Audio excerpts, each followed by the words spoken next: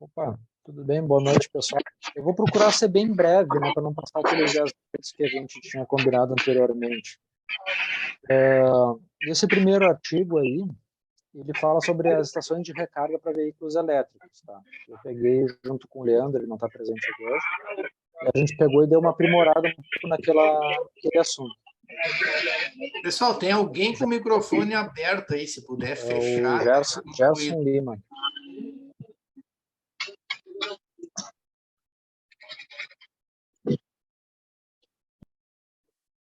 Obrigado, Gerson. Obrigado.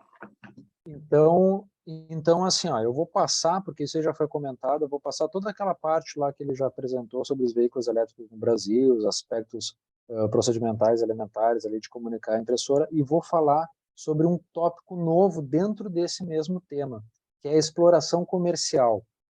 Olha só que interessante veio aí na Resolução 1000. No artigo 554, lá na segunda parte ali do artigo, fala sobre a exploração comercial de preços livremente negociados.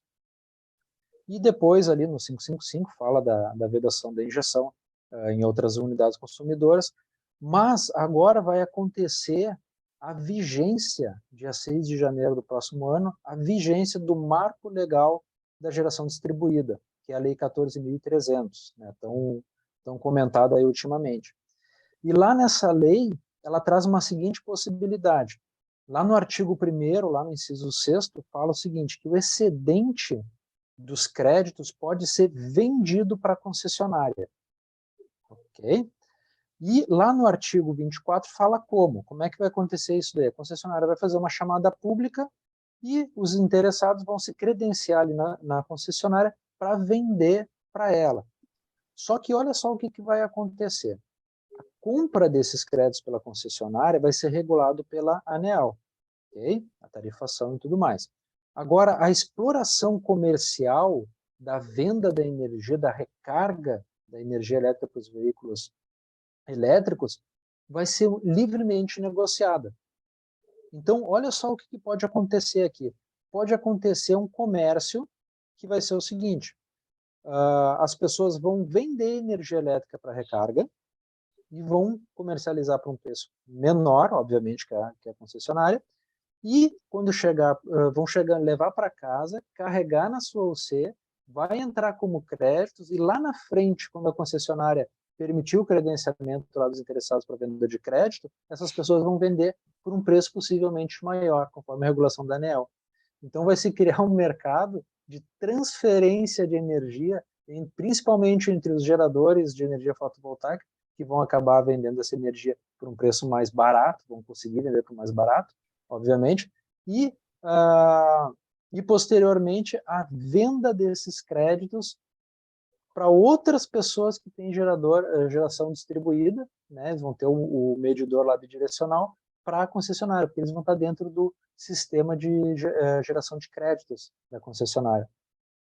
Isso é uma coisa bem interessante, tem que se pensar um pouquinho nisso daí, e criar uma regulação que junte todo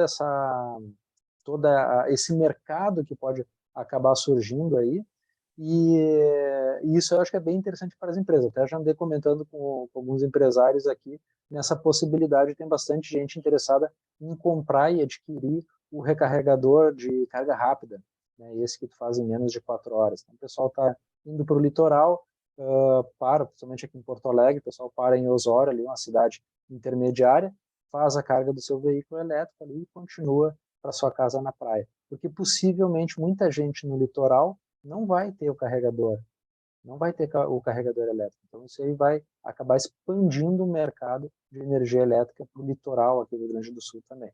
Tem várias possibilidades aí que podem acontecer aí e a gente tem que estar antenado nessa coadunação entre esses dois regulamentos aí, ok? Depois ali no artigo o Leandro adicionou ali um quadro comparativo. Tu tá compartilhando a tela, Solon? Ah, perdão, não estava. É o costume. Deixa eu passar aqui o artigo aqui para vocês para dar uma olhadinha então.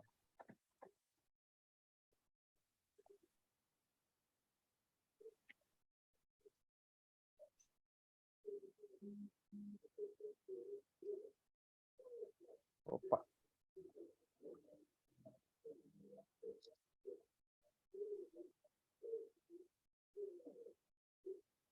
Estão conseguindo ver aí? Sim, tá em duas colunas. Tá. Aqui é a parte da exploração comercial, tá? Eu não sei se vocês já chegaram a dar uma lidinha. Essa parte aqui do artigo que eu estou falando para vocês, ó, do 554, onde ali pode ser feita a exploração comercial com preços livremente negociados. Existe essa vedação no 555, tá? Que é a vedação da injeção de energia elétrica nas redistribuições a partir do carro elétrico, né, para outras unidades de consumo. Só que isso aqui é muito difícil de controlar. Isso aqui, eu não sei como é que vai ser feito esse controle. Claro, os carregadores são inteligentes, mas não tem como fazer esse controle. Inclusive, essa injeção de energia pode ser feita em outras distribuidoras diferentes daquela onde foi gerada essa energia. Então, pode gerar um problema técnico aí também. E o pessoal tem que estar antenado nisso daí. Eu acho que não vai ter como regular esse artigo 555, tá? Então, daqui a pouco alguém tem uma ideia aí que consiga ajustar isso daí. Aqui a gente tem o primeiro artigo aqui do marco legal, né, que é o crédito de energia, o crédito de energia elétrica, que o excedente, né, pode ser vendido aqui para concessionária permissionária, né, está conectado ali na central consumidora geradora. Ou seja, tu vai poder vender para aquela concessionária que está conectado, não pode vender para outra. Mas, com essa transferência de energia através das baterias do carro elétrico, não vai ter esse controle. Então, é capaz dessa energia acabar parando em alguma outra concessionária. Aqui, pelo artigo 24, lá do Marco Legal, a gente vai conseguir entrar dentro desse sistema de compra de energia elétrica pela concessionária através de chamadas públicas aqui, e vai ser feito um credenciamento lá dos interessados em comercializar esses excedentes. Mas isso vai ser regulamentado pela ANEEL. Ok? Bom, essa é a parte que eu queria citar aí do artigo, o resto já foi desenvolvido lá pelo Leandro. Não sei se ele está presente aí, se ele quer falar alguma coisa. Aí. Eu acho que ele não está, né? Tá. Estou por aqui, sim. Não sei se vocês me ouvem. Opa, estamos te ouvindo, Leandro.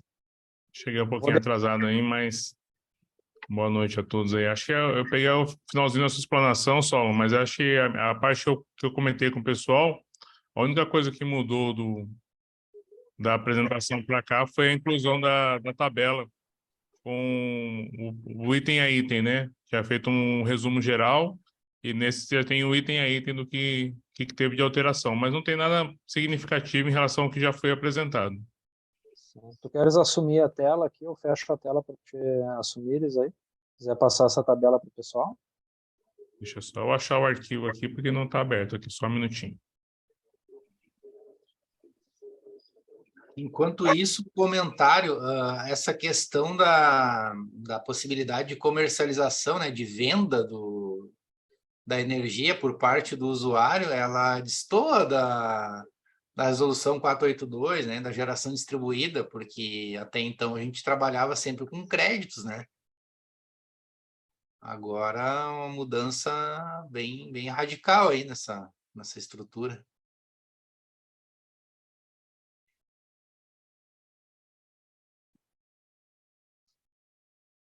Sim, isso aí eu acho que o pessoal não se atentou, tá, o Jefferson? Não se atentou, até porque isso aí está numa norma diferente, tá? Aliás, está numa lei diferente, né? Então, essa compatibilização entre as normas, os regulamentos e as leis é uma coisa muito difícil de fazer. O pessoal tem que ter uma visão ampla de tudo que está acontecendo. E olha só, aqui a gente está estudando simplesmente um regulamento de mais de 650 artigos, né? Então, é um trabalho bem difícil, né, para o legislador aí conseguir compatibilizar tudo isso daí. Então, se entende quando tem que fazer alguma melhoria, alguma coisa na norma, isso aí é um processo de evolução, né? A gente não consegue acertar de primeira, a gente vai corrigindo, vai evoluindo ali a regulamentação para atender todos os consumidores, né, e as distribuidoras, concessionárias aí, num equilíbrio justo para todo mundo, né, sem problema nenhum. Mas é um processo de evolução, né, um processo de evolução da regulamentação e da legislação também, né? A gente tem que ter sempre isso em mente, né? E diga-se de passagem que essa uma única regulamentação, que é a Resolução 1000 de 600 e vários artigos, na verdade, ela já aglutinou mais de 60 outros documentos ali que a ANEEL cancelou, né? Então, é bastante coisa. Esse pessoal tá todo mundo conseguindo ver minha tela, hein? Sim. Tranquilo. Acho que é que nem você está falando, né, Jefferson? Foram compiladas muitas normas, muitas coisas que foram compiladas fazem parte, já faziam parte, já eram correções ou retificações da própria Resolução 1000. Então, muita norma ali era só para ajustar alguma coisa. E como o Solon falou, a gente vai ter muita coisa ainda que vai acontecer paralelo. A própria Lei 14.300 chegou um pouquinho depois da Resolução 1000. Então, as duas não se conversaram. E a gente vai ter, com certeza, para o futuro aí alguns ajustes que vão acontecer enquanto o jogo tá acontecendo. E isso infelizmente, para o setor elétrico, isso é muito comum, né? A gente vê as coisas se acertando durante o jogo. A hora que você começa a entender alguma coisa, surge uma norma nova, você tem que voltar e revisar um monte de coisa para trás aí. Até pegando um parênteses aí, se a gente pensar em tudo que está acontecendo no setor elétrico, até que ponto a nossa 5410 hoje ela é aplicável e o que já não precisaria ter mudado na 5410, né? Então, a gente tem muita coisa para ajustar. Mas voltando aqui começando a tabela, né? Coloquei nos padrões ali que a gente tinha do proposto pelo workshop. Então, eu comparei item a item, o da resolução 819 em relação à resolução 1000. O artigo 2º, ele continuou o mesmo e só foi que foram omitidas as definições de veículos elétricos do ponto de recarga. Então, ele simplificou um pouco aqui e deixou mais abrangente.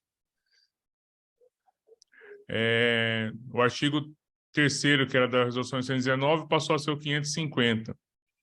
Aqui ele deixa mais aberto, né? Antigamente ele falava que caso uma instalação individualmente tivesse alguma coisa para comunicar à concessionária. Agora, todas as instalações, no meu entendimento, todas as instalações elas têm que ser comunicadas à concessionária que vão ter um ponto de recarga. No artigo 4º, ele jogava para o Prodist a responsabilidade dos custos da adequação, e os critérios agora estão na própria resolução 1000. Teria que entrar um pouquinho mais no detalhe, eu não cheguei a identificar em qual ponto que está essa parte da cobrança e como que ele está gerenciado dentro da resolução 1000. O artigo 5º passou a ser o 557. Aqui tem um ponto que ele fala que as estações devem ser classificadas conforme classe e subclasse. Isso está lá no artigo 663. Ou melhor, né? A classe e subclasse está no artigo 558.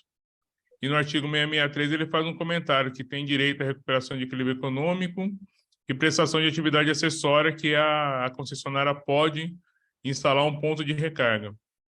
Então, faz parte das atribuições da concessionária também fazer isso. O artigo 6º e o artigo 7º não tem grandes alterações, ele passou a ser o 552 e 553. O artigo 8º, ele falava de uma limitação de pontos de recarga, hoje não existe mais isso, então você pode instalar quantos forem necessários. Aqui é um ponto interessante para a gente ficar atento, principalmente em condomínio. A gente sabe que esse avanço ele não é tão rápido, mas pensando que daqui 5, 6 anos isso pode se tornar muito mais acessível, a gente pode ter um número gigantesco de pontos de recarga, até um por unidade de residência ou até mais, pensando em prédio, né? Numa garagem onde tem um espaço mais ou menos limitado e nem todas as vagas são cobertas, a gente vai ter uma série de estações de recargas espalhadas ali. Você não sabe qual que vai ser o condômino que vai ter ou não disponível isso, né? Vai querer utilizar. Isso é um ponto que vai preocupar um pouquinho. A instalação ela vai ter que ser muito robusta para suportar isso aqui, né?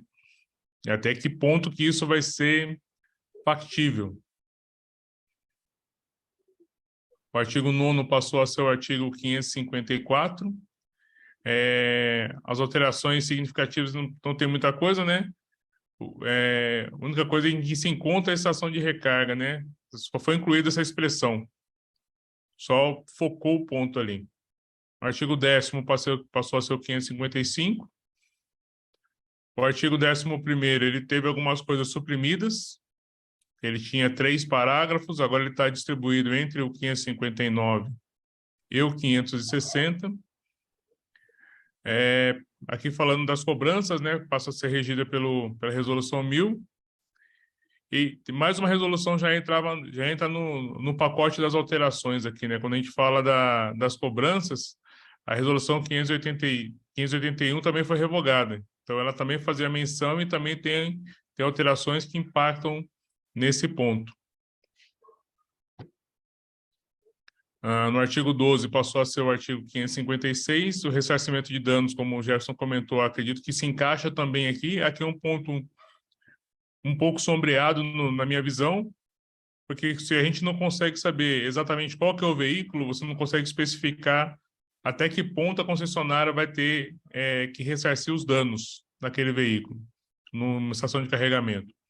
E até que ponto ela pode estabelecer regulamentos para minimizar esses danos, mas baseado em qual norma, baseado em qual preceito que vão ser esses regulamentos. Ela pode colocar uma série de requisitos ali que não vão, via de regra, evitar o acidente, né? Evitar que ela tenha ressarcimento. E até você comprovar isso, né? Eu acho que a gente pode ter alguns problemas aí nessa parte, principalmente de ressarcimento de veículos elétricos. Considerando que nem todos os fabricantes ainda estão 100% alinhados com as normas. A gente vê, tem um exemplo de um colega aqui que ele comprou não um veículo, mas uma dessas motinhos elétricas, ficou aí 3, 4 meses com a moto e já devolveu, porque nesses 3 meses ele teve mais de 4 problemas com bateria e outros problemas. E ele ficou muito desconfortável com ainda com a qualidade do produto que foi entregue, né? O artigo 13 e o artigo 14 foram suprimidos. Aqui falava dos prazos de comunicação, que antigamente você tinha que comunicar periodicamente a concessionária, isso foi suprimido. O artigo 15 passa a ser considerado no artigo 529, aqui fala só das atividades acessórias, 629, desculpem. O artigo 16 também fala a parte do enquadramento. 17, 18 até o 20, ele foi revogado junto com a estrutura do PRORET. Então, a tabela ela fazia essas considerações, esses comentários aí, essa comparação do ponto a ponto. Muita coisa foi suprimida e, como o Saulo falou, ele ficou mais aberto, né? Em vez de, eu não sei se mais ajudou ou mais piorou o entendimento. Tem muita coisa que ainda está numa zona sombreada, assim, a gente pode chamar.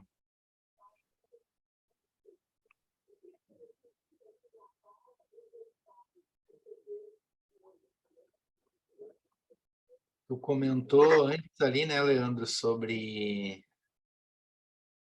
a norma, né, a adequação da 5410, por exemplo, na verdade ela já está em revisão, né, e para o veículo elétrico tem uma NBR que saiu esse ano, né, a 17019, que é só sobre instalação de tomada de veículo elétrico.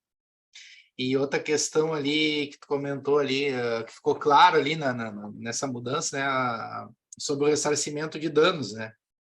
Aí tu comentou que dispositivo a concessionária poderia exigir, ou isso e aquilo. Isso é um pouco controverso, porque, por exemplo, hoje, né, já desde a NBR 5410 em 2004, né, já tinha a questão do DPS. E hoje a concessionária não pode indeferir, ela até pode, mas se for lá para a ANEEL vai perguntar para ela, então me prova que se ele tivesse DPS não tinha queimado um equipamento, por exemplo, né? Sei lá, tua televisão aí queimou na tua casa num surto aí, num temporal. Aí a concessionária, não vou pagar porque não tinha DPS. Aí a ANEEL vem e pergunta, então me prova que se tivesse o DPS lá não teria queimado e manda pagar. É uma linha muito tênue, né? A gente tem as regulamentações, mas a gente não consegue ainda garantir 100% que aquilo vai ter a função e vai evitar o dano, né? Vamos dizer assim. O entendimento que eu tenho, assim, numa análise técnica da coisa, porque o que a 5410 diz, por exemplo, do DPS? Que para proteção de, como é que diz lá, não lembro exatamente o termo que utiliza, né? Mas em outras palavras, que fica por conta e risco do cliente os danos materiais. Pô, o que é a conta e risco do cliente? A norma está te dizendo, olha, eu te aconselho a colocar DPS, mas se tiver um dano material aí é por tua conta e risco. Então, como é que a concessionária vai ter que indenizar uma coisa que o cliente não cumpriu a norma, né? A norma é uma norma técnica, está bem claro lá, né? Então, é discutível, mas, né, se for analisar tecnicamente ao pé da letra ali, o consumidor que deveria assumir. Concordo. É que nesses casos, a gente tem que diferenciar o que são regras, princípios e normas, né? Muitas vezes a gente tem regras e não normas. Como é que a gente vai acabar formando uma norma, muitas vezes, para esses casos concretos, assim, quando acontecer um acidente? Através do perito, através do laudo de um perito. Uma pessoa que consiga pegar, olhar a situação e avaliar. Olha, realmente, a existência ou não daquele DPS evitaria o problema causado na rede da distribuição da concessionária? Daqui a pouco foi um pico de esterese, uma sobretensão lá, e se manteve lá em 300 volts, não acionaria nem o DPS, entendeu? Uma perícia vai conseguir constatar isso daí e vai dizer de quem que é a responsabilidade para ressarcir os danos no consumidor. Aí que é o trabalho do perito, né? Por isso que ele é perito.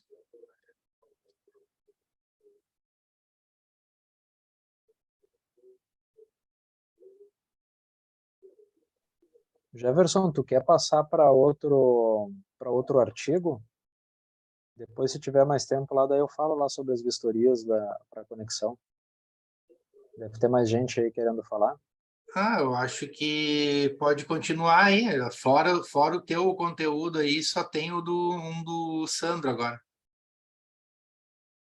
Fica à vontade aí, Sandro. Se quiseres aí.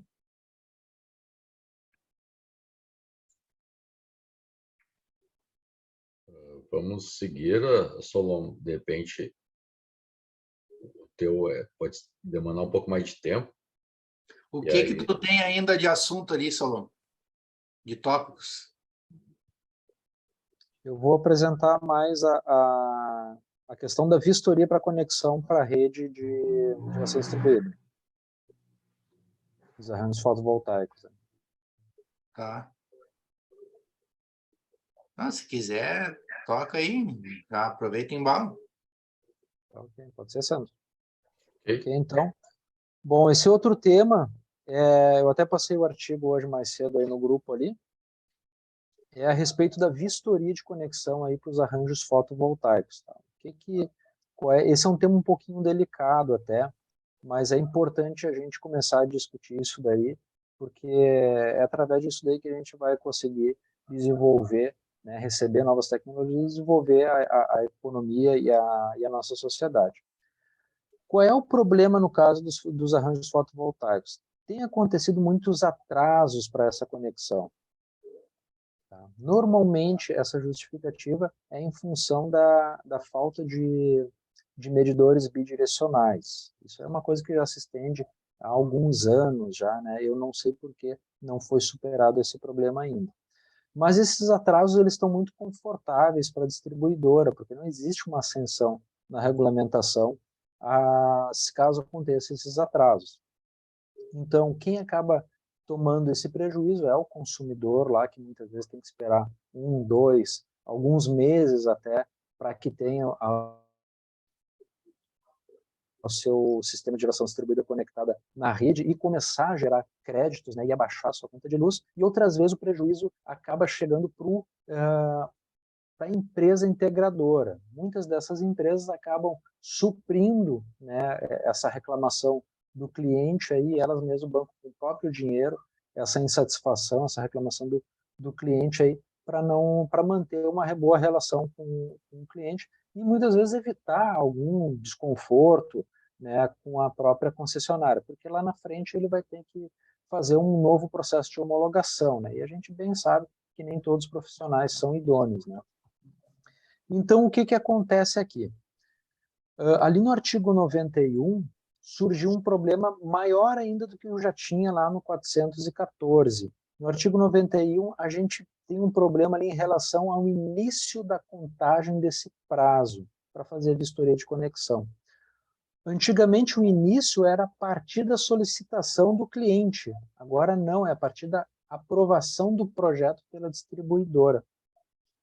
Então, isso aí já tirou o controle do consumidor em cima desses prazos e colocou na mão da distribuidora. Ficou muito fácil agora para ela deixar um projeto lá em cima da mesa, um projeto engavetado, e ficar aguardando lá o dia que ela puder fazer um mutirão lá, resolver fazer a análise desse projeto. E aí, a partir dessa análise, eu não sei como é que ela vai comunicar para o consumidor, vai começar a contar lá os 5 dias de prazo. Né? Esses prazos agora não estão mais relacionados com a instalação numa área urbana ou numa área rural, e agora é referente à tensão de fornecimento. Se for abaixo lá de 2,3 kV, então o cliente ele tem 5 dias para ser atendido pela consumidora. O problema é o início desse prazo, que fica em cima da análise da concessionária. E se atrasar, existe alguma sanção prevista ali no artigo 91? Não tem. Então está bem confortável para ela atrasar ainda mais do que já acontecia na 414. Isso aqui é um perigo muito grande para o desenvolvimento da nossa sociedade. Isso vai atravancar, vai atrasar o desenvolvimento energético do nosso país. Tem que ser revisto isso aqui com urgência, tá? Outro ponto que eu coloco ali no artigo é em relação à vistoria das instalações e arranjos fotovoltaicos. A gente discutiu um pouco ali no grupo, ali me acendeu uma... Olha, a gente tem que falar um pouquinho mais sobre isso daí, né? Porque muitas vezes a pessoa está fazendo um procedimento lá em campo e acha que está correto. E começa a sustentar aquilo e defender aquilo como se estivesse correto. Mas o que tem que ser defendido realmente são os valores supremos da nossa sociedade, que estão lá na Constituição, né? Então, olhando lá para a Constituição, a gente tem lá um direito fundamental do cidadão, que é não pode ser violada a sua intimidade nem a sua vida privada. Inclusive, violar a casa de um indivíduo, né, não pode ser feito. Está lá no artigo 5º da Constituição, nos incisos 10 e 11.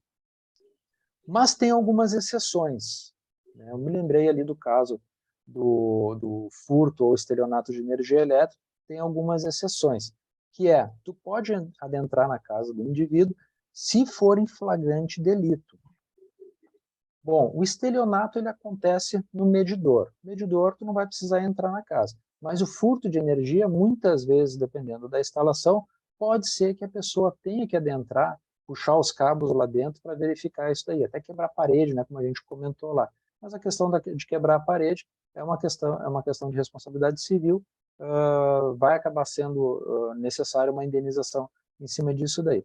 Mas tu pode adentrar na casa do indivíduo se for em flagrante delito, ou no caso de desastre, ou para prestar socorro, e ainda sob mandado judicial, né, durante o dia. Essas são as exceções que a Constituição traz para que seja violada a vida privada, né, a intimidade, a casa do indivíduo.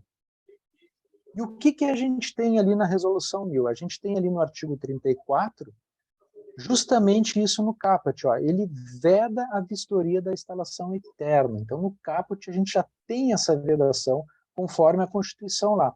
Só que ele cria novas exceções, ele extrapola o poder regulatório e extrapola criando novas exceções acima da Constituição, uma coisa que não pode ser admitida. Então, ele cria ali no inciso 1º a situação específica conforme a regulamentação da ANEEL. Mas qual é essa situação específica? Como é que é essa regulamentação? Possivelmente dá para se abrir essa compatibilidade entre as normas através do flagrante delito, que é o caso do estelionato e furto de energia elétrica. No inciso 2º, ali, ele dispensa a indispensável prestação adequada do serviço. Bom, aí a gente entrou justamente naquela questão que a gente tinha conversado no outro encontro, que é a cláusula geral, né? Isso aqui fica suscetível à interpretação, e aí que está o perigo, né? Se a gente for dar uma olhadinha lá no PRODIST, na seção 3.1, item 15, a gente vai entrar numa discussão referente aos requisitos de projeto. Vamos dar uma olhadinha como é que as distribuidoras, algumas distribuidoras, estão fazendo essas instruções, instruindo as suas equipes de fazer. Algumas distribuidoras, elas ampliaram, modificaram, distorceram essa interpretação aqui em relação a esses requisitos de projeto. Eles estão bem definidos ali no item 6.1.4 da NBR 16.690, que fala sobre os requisitos de projeto, né? Quanto à acessibilidade dos equipamentos. O que ele está falando ali? Ele está falando, olha, o inversor ele não pode ser instalado num sótão, numa sala chaveada, né? Ele tem que estar com um sistema de proteção disponível, caso tenha algum acidente, alguma coisa, a pessoa pode chegar lá e desligar. Inclusive o operador para fazer operação, inspeção ou manutenção desse equipamento. Ele não está falando do acesso à concessionária, às instalações, ele não está falando de livre acesso. Existe uma troca de significado de palavras ali, de termos, e uma inclusão de um termo novo nessa redação aí do PRODIST, que é a palavra concessionária. Então ele confunde aquele acesso, conforme está na norma lá, na NBR 16.690, e também na 5410, que é o mesmo número do item, dá uma coincidência ali de 6.1.4 também, que fala sobre acessibilidade dos equipamentos, são requisitos de projeto, de instalação, não de acesso no sentido de permitir que outra pessoa entre na tua casa, na tua residência, para verificar as instalações elétricas lá. Inclusive, se existe essa vistoria autorizada pela distribuidora, de certa forma ela está assumindo responsabilidade, além da responsabilidade do responsável técnico pelo projeto e pela execução. Então, pode ser possível que tenha que trazer, caso dê algum problema na instalação interna, pode ser possível através dessa documentação de inspeção lá de vistoria da concessionária, pode ser que ela seja chamada a participar de algum processo e até dividir a responsabilidade com o responsável técnico da instalação. Isso pode gerar um problema muito grande, isso aí precisa ser feita uma consulta, tá, para a ANEEL, para ver se ela valida esse texto aí dessas distribuidoras, né? Acredito que não vai ter validade nesse texto aí. Acho muito difícil a ANEEL ir contra a Constituição, né? Ela não é suprema nesse ponto. E para a solução de todas essas questões aí, eu trago uma sugestão. Existe a possibilidade, tá, da gente trabalhar a ação civil pública, que está prevista em lei, onde a gente tem ali uma proteção da coletividade dos consumidores. Então, a partir dessa ação civil pública, pode ser definido quem são os responsáveis por esses desmandos aí, esses problemas, e pode ser exigido, inclusive, a indenização pelo aspecto moral e patrimonial ali dos consumidores. Isso de uma forma coletiva. Então, é bem interessante a gente trabalhar um pouco essa questão da ação civil pública, que pode ser um caminho para a solução desse problema. Mas quem são os legitimados para propor essa ação? Qualquer cidadão pode? Não, não dá para qualquer cidadão propor essa ação. A gente tem a possibilidade de propor o Ministério Público, a Defensoria Pública, as autarquias, inclusive os CREAs, só que o CREA pode ser que alguns CREAs tenham algum problema, porque muitas pessoas que fazem parte do CREA podem ter ligações, né, com as concessionárias. Então fica um pouco delicado até para expor essas pessoas alguma questão de suspeição, né, as questões que a gente vê aí junto da mesma forma que a gente vê com os peritos. Então, a gente tem que tomar cuidado aí com questões de impedimento e suspeição para não comprometer essas pessoas também. E também temos as associações. Dependendo dos critérios, se ela cumprir os critérios lá do artigo 5º da lei da ação civil pública, ela pode propor essa ação. Então, ela tem que estar 1 ano já no mercado, a finalidade do seu ato constitutivo tem que estar alinhado com essa proposta de ação. Então, associações, por exemplo, a Associação Brasileira de Energia Solar, a ABSolar, do Rodrigo e da Bárbara Rubim, eles podem propor essa ação e tentar resolver esse problema. O caminho inicial, obviamente, é a ANEEL, né? Então, como a gente comentou lá inicialmente, quando a gente faz uma regulamentação, dificilmente a gente consegue compor todo o quadro de ordenamento, né, de um país, principalmente no Brasil aqui, que é extremamente extenso esses textos. Então, é difícil, é comum haver erros, mas precisam haver correções também. Se não se resolver essas questões que acontecem no mercado, a gente tem esse caminho aí da ação civil pública aí, onde os órgãos legitimados podem propor. Ok, pessoal? Essa aí é a minha contribuição aí para o nosso workshop.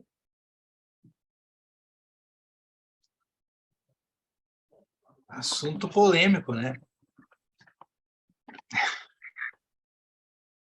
É um assunto delicado, mas ele precisa ser trabalhado, tá, Jefferson? A gente está com esse problema que se estende há muito tempo e a gente precisa de ações mais efetivas aí para resolver, alinhar isso daí. O bom caminho seria a ANEEL resolver essa questão aí do artigo 91 e incluir sanções em cima disso aí para distribuidores. Esse já seria um caminho bem interessante. E o outro é alinhar essas vistorias, esses procedimentos de vistoria aí com o restante do ordenamento jurídico, né? A gente não pode incentivar as nossas equipes a promoverem, né, questões que vão de embate justamente com a carta máxima da nossa República. Então, isso daí é uma questão de quais são os valores que a gente vai defender, quais são os valores que a gente vai defender. A gente vai denegrir um direito fundamental do cliente lá para conseguir alguma vantagem, alguma coisa a mais para a concessionária. Não tem como fazer isso daí. Inclusive está no código de ética de várias concessionárias aí que isso não pode acontecer.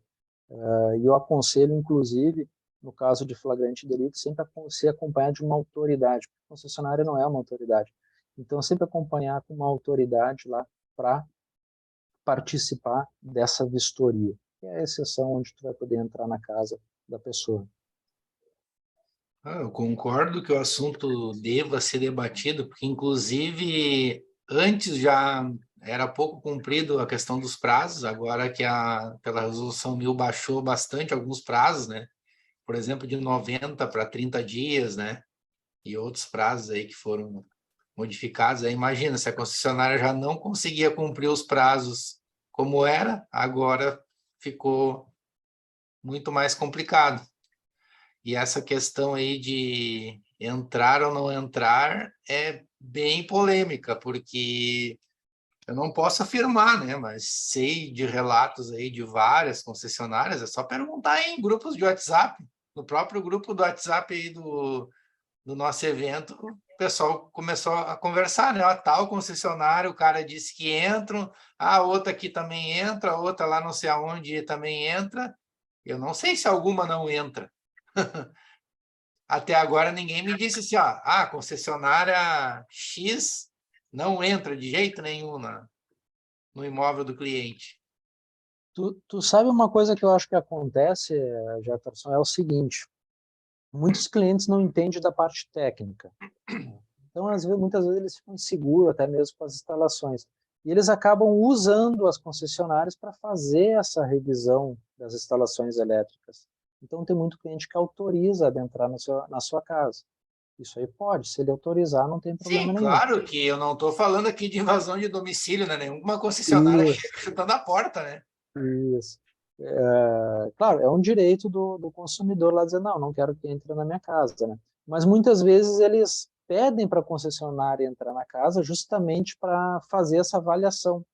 E daí nessa avaliação muitas vezes fica registrado ali no documento de vistoria. E aí nesse momento a concessionária acaba assumindo uma responsabilidade extraordinária dela.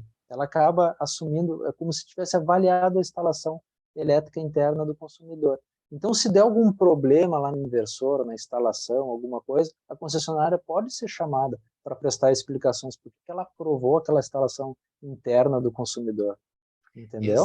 Exatamente. Agora, voltando para o âmbito da perícia, né? Vamos supor que, tudo bem, a concessionária até tem interesse de olhar a potência do inversor, ver se ele é homologado pelo Inmetro e tal, está de acordo com o projeto. Mas ela entrou vamos falar de uma residência, né? Entrou na residência do cliente, né? Por exemplo. Teoricamente, ela teve acesso a tudo, né? Tá lá dentro.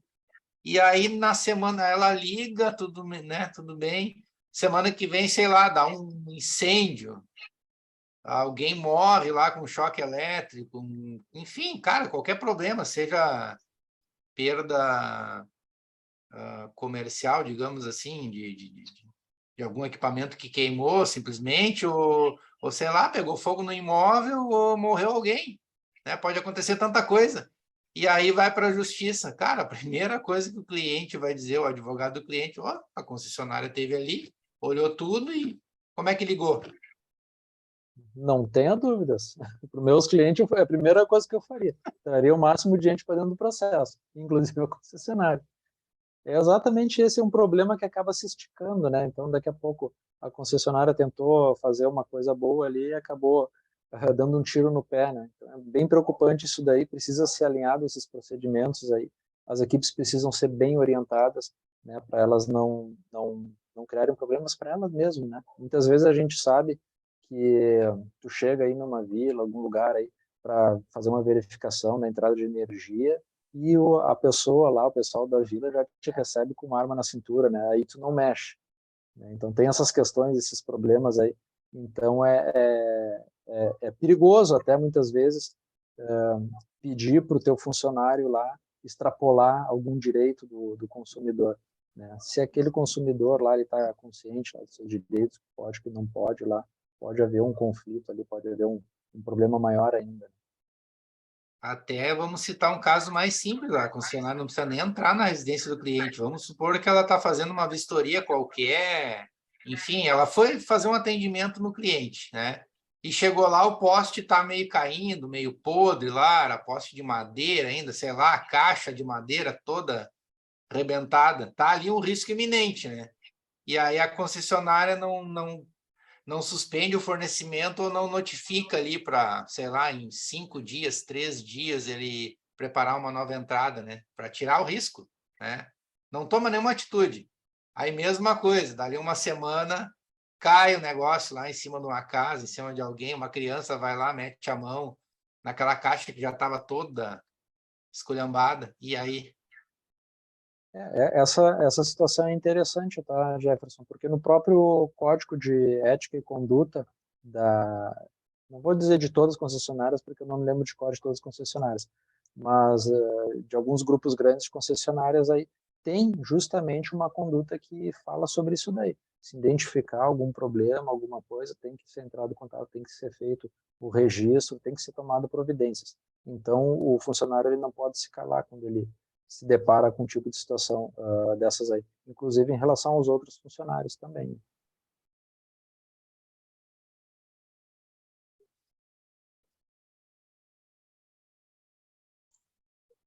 Uma questão assim na questão do GD, né, que também às vezes requer não só na instalação nova, mas numa própria ampliação, né, de um GD, né, que tu tem ali e às vezes tu vai querer trocar, vai inserir mais placas, né, aí fica difícil da concessionária também, porque o cliente pode usar a ampliação e não comunicar também, né? E isso aí também é uma coisa que essa questão dificulta um pouco, né, a concessionária. É verdade, Sim, esse ponto aí é bem interessante, tá, Sandro? Porque eu até vi algumas concessionárias, eles têm um formulário extraordinário, além lá do que está no Prodist lá, justamente para identificar essa diferença, essa ampliação do sistema fotovoltaico, né? Mas é que nem tu falaste, se a pessoa não informa, simplesmente acrescenta mais módulos lá e começa a a gerar mais energia, muitas vezes além da capacidade que a entrada de energia suporta, provavelmente vai acontecer algum dano na rede da distribuidora, vai acontecer algum dano no relógio. Inclusive, recentemente, eu estava vendo um caso ali de Santa Catarina, onde o proprietário, pelo fato de estar sempre caindo o disjuntor, foi lá e trocou o disjuntor, botou um disjuntor maior. E o relógio, obviamente, não suportou a corrente que passava ali, né? Queimou, pegou fogo, incendiou tudo. E ele bateu o pé e dizia que era culpa da concessionária. Daí, não, cara, tu trocou o disjuntor, né? Não podia ter trocado o disjuntor sem informar a concessionária, então tu botou um disjuntor maior. Ele não acionou quando precisava acionar e acabou estragando o patrimônio da concessionária, né? Então, agora tu tem um problema. E isso vai acabar acontecendo no sistema fotovoltaico, justamente por causa dessas ampliações. Vai acabar sendo injetado mais energia do que a entrada de energia suporta, e realmente isso aí vai ser um problema grande aí na frente. E como é que tu vai conseguir saber se o cliente ampliou ou não? Não vai saber.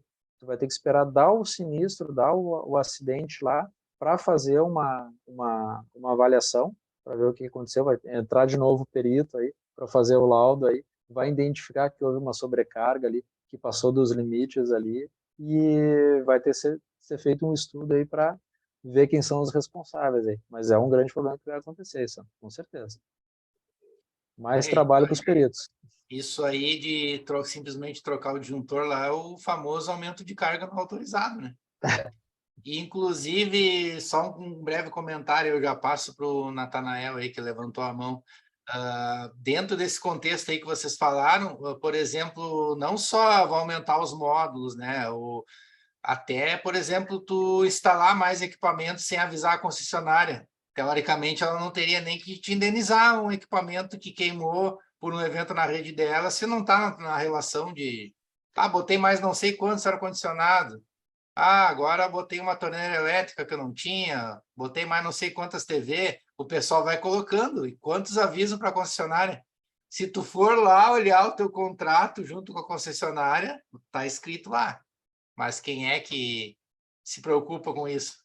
Teoricamente, a concessionária não tem a obrigação de saber que a tua carga está aumentando. A adição de carga na residência comum, tá? Até porque nós sabemos, como engenheiro, técnicos, a gente sabe que existe esse problema aí de suportar ali a entrada de energia. Mas muitos consumidores são leigos, eles não entendem isso daí, eles vão adicionando, né? Inclusive, eu tenho alguns casos aqui em apartamentos alugados, né, que o pessoal vai instalando torneira elétrica, ar-condicionado, isso, e acaba queimando a fiação e na hora da entrega do apartamento, no final do aluguel, né, tem esse problema aí da fiação degradada. E as pessoas são leigas, elas não sabem, né? Então existe um problema sério aí. E é que nem eu falei, no momento que ser constatado esse sinistro, aí tu vai ter que recorrer à indenização. E aí é um trabalho importante aí do perito. No momento que eu entreguei um apartamento, tem uma degradação da fiação, te entreguei com a degradação, com a fiação ok, e aí deu algum problema na fiação, tu vai ter que ressarcir o proprietário do imóvel. Vai ser a mesma coisa, tu vai ter que ressarcir a distribuidora, vai ter que ressarcir a distribuidora porque tu não cumpriu aquela cláusula contratual e não informou ela esse aumento de carga e não pediu aumento de carga na entrada de energia. Mas quem é que vai indicar isso aí, quem é que vai pontuar isso aí? É o Jefferson Perito. Vamos lá, o Natanael tinha levantado a mão, hein? Opa, boa noite a todos, me chamo Natanael. Até essa questão, eu sou de Santa Catarina, né? Eu atuo aqui como engenheiro nessa parte de fotovoltaico, principalmente em Santa Catarina, e aqui a gente tem muita cooperativa, né? Principalmente aqui na região sul. Então, sobre essa questão que vocês comentaram de entrar na casa, tudo, até é dito para a gente, né? Eles deixam como regra aqui para que seja de fácil acesso, né? O local do inversor e principalmente que não passe dentro da casa do cliente.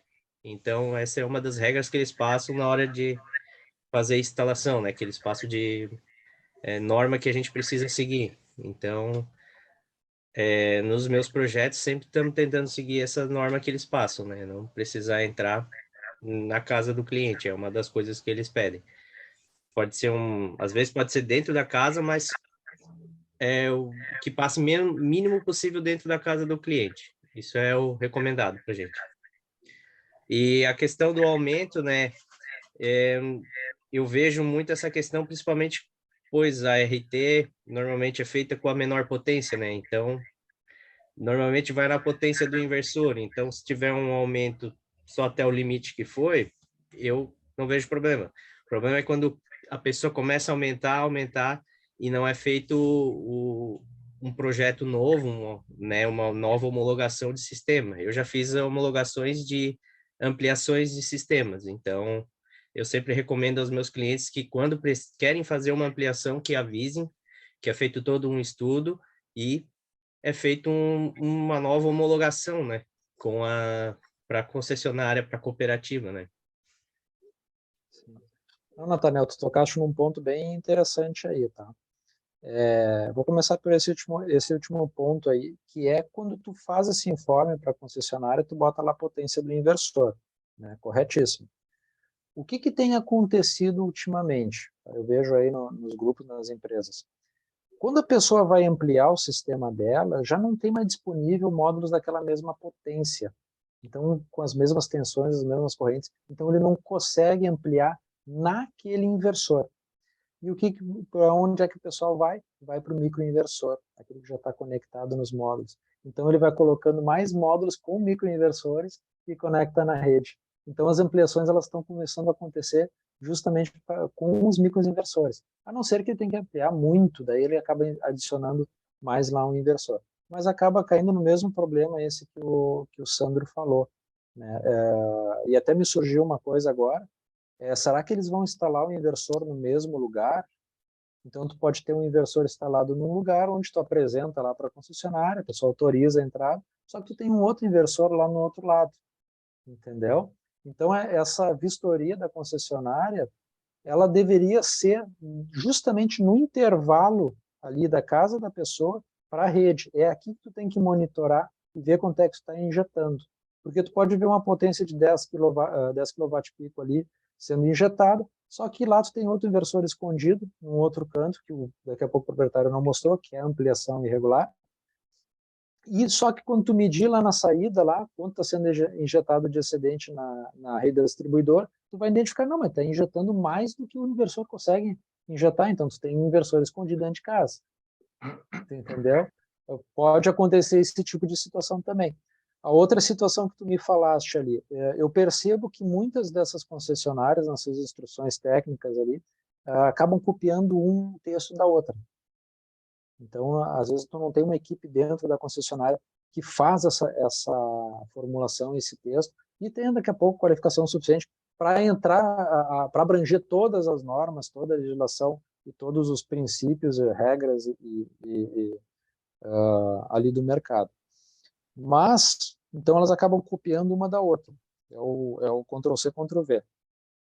Só que a gente tem que lembrar que quando a gente está falando de sistema fotovoltaico, a gente está falando de requisitos de projeto. Se tu entrar muito dessas instruções, tu vai ver que ele está falando de requisitos de projeto. Então, a gente está falando de projeto. E é o que entra lá na NBR 16690, que é dos sistemas fotovoltaicos, que são os requisitos de projeto. E remete para a NBR 5410, que também é requisito de projeto. É tudo requisito de projeto. É esse o contexto, é essa a interpretação. Então, o pessoal confunde fácil acesso aos equipamentos, muitas vezes na concessionária, no Prodist ali, no contexto de proteção, de chegar até as proteções, e muitas vezes as proteções são internas do inversor, né, do que o livre acesso à concessionária. Então se confunde, se traz um novo significado para a palavra acesso, se traz um novo significado para a palavra, para o termo fácil acesso e livre acesso, e se acrescenta a palavra concessionária. Então, foge do contexto, foge da interpretação correta, né? E isso aí é muito preocupante. Eu gostaria firmemente ver a ANEEL validar esse texto.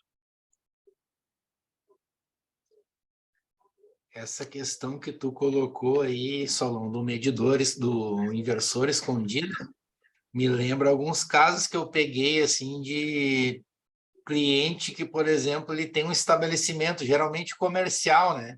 Na esquina, às vezes ele tem a quadra inteira e tal, né? Aí na frente é uma avenida, vamos supor, ele tem a entrada dele ali. Aí a concessionária vai e pega uma fraude. Aí o que que ele faz? Ele pede uma ligação lá pela rua de trás, nos fundos. E aí a concessionária nota que aquele consumo não aumenta e coisa e tal, e vai lá de novo e não acha nada, não acha nada, até que um belo dia alguém acha aquela entrada escondida lá pela rua de trás, sabe? Então, cara, o consumidor quando quer, né? Claro, não vamos generalizar, né?